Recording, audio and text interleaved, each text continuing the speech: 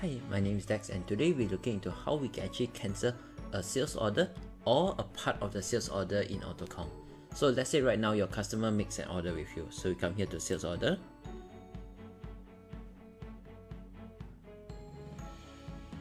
Okay, select your customer. So let's say example Dex. Alright, then we press plus here.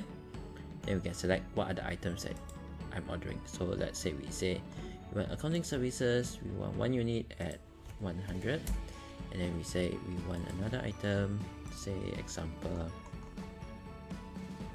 chicken, and we want 10 kg at $5. Alright, okay, so once you're done, all we just need to do is we just press save, and then we can just save the particular transaction. So let's say for example, out of that 2 items, I really am going to prepare an invoice for one of them. So I come to invoice here,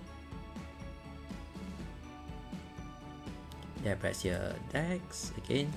So all I need to do is I press here transfer from sales order, and then I can say okay, this one I have 2 items, I want to transfer item 1. Okay, press okay, and then we press save. Alright, so then after that, halfway through, the client says I don't want your chicken anymore. So what happens is I can leave it there, but when I leave it there, it will still keep in my outstanding report. So I come to sales order, I press print listing, print outstanding sales order detail listing. So let's say I put today's date, inquiry. So you can see the chicken of $150 here. Alright, so let's minimize this first, and now what we need to do is to remove it from the outstanding list. AutoCount has this function under here, sales.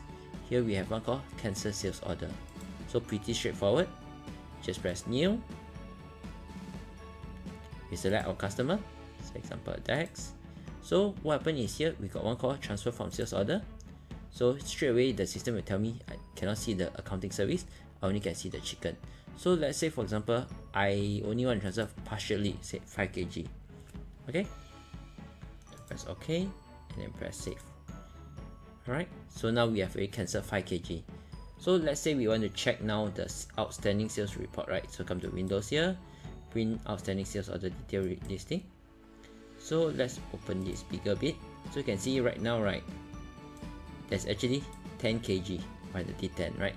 So once I inquiry again, because I already did the cancel sales order, you see 10 transfer 5, remaining 5 I need to deliver to the client.